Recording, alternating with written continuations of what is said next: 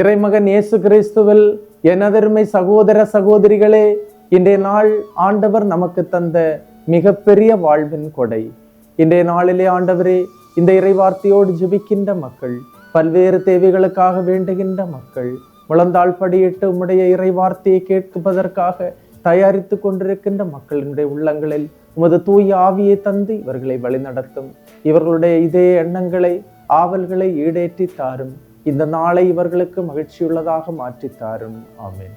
அன்பு மிக்கவர்களே, இன்றைய நாளிலே நாம் தியானிப்பதற்காக எடுத்துக்கொண்ட இறைவார்த்தை தோபித்து புத்தகம் 4ஆம் அதிகாரம் 19வது இறைவார்த்தை. எல்லா காலத்திலும் உன் கடவுளாகி ஆண்டவரை போற்று, உன் வழிகள் நேரியவையாய் அமையும், உன் முயற்சிகளும் திட்டங்களும் வெற்றி அடையவும் அவரிடம் மன்றாடு. இறை வார்த்தையை தினமும் கேட்கும் போது வாழ்வு அர்த்தமுள்ளதாக மாறுகிறது, பாதைகள் வெளிச்சமாக மாறுகிறது, நம்முடைய ஒவ்வொரு நாள் நிகழ்வும் பயனுள்ளதாக, பொருளுள்ளதாக மாறுகிறது. கடவுள் நமது வாழ்வில் செய்த நன்மைகளுக்காக நன்றி சொல்லி ஜெபிக்க வேண்டும். அதிகமான நன்மைகள் ஒவ்வொரு நாளும் நமக்கு கிடைக்கும் போது ஆண்டவருடைய பாதத்திலிருந்து அவருக்கு நன்றி சொல்லி ஜெபிக்க வேண்டும்.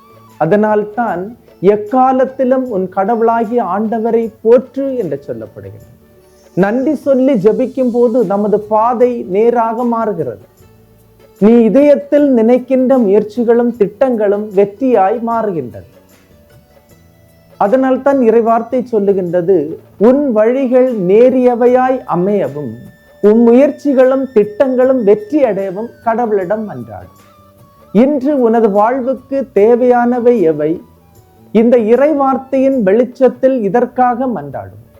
எல்லா காலத்திலும் கடவுளை துதிக்க வேண்டும், அவரை போற்ற வேண்டும். ஆண்டவரை போற்றுங்கள், ஏனெனில் அவர் நல்லவர், என்றென்றும் உள்ளது அவரது இரக்கம் என்று இறை வார்த்தை சொல்லுகின்றது. ஆக துதிக்கத்தான் கடவுள் பெருமைப்படுத்தப்படுகின்றார், கடவுள் மகத்துவப்படுத்தப்படுகின்றார். கடவுளுக்கு தேவை துதி. நாமும் திருப்பலியிலே ஜெபிக்கின்றோம், தூயவர் தூயவர் தூயவர் என்று நாம் துதித்து கடவுளை புகழும் போது அந்த துதிகளின் மத்தியில் வாழ்பவர்தான் கடவுள்.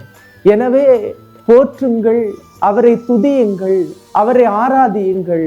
அப்பொழுதுதான் நம்முடைய முயற்சிகளும் நம்முடைய திட்டங்களும் கடவுளிடமிருந்து கைகூடும் என்பதில் சந்தேகமில்லை. இந்த நாளிலே நாமும் இந்த நாள் முழுவதும் கடவுளை துதிப்போமா?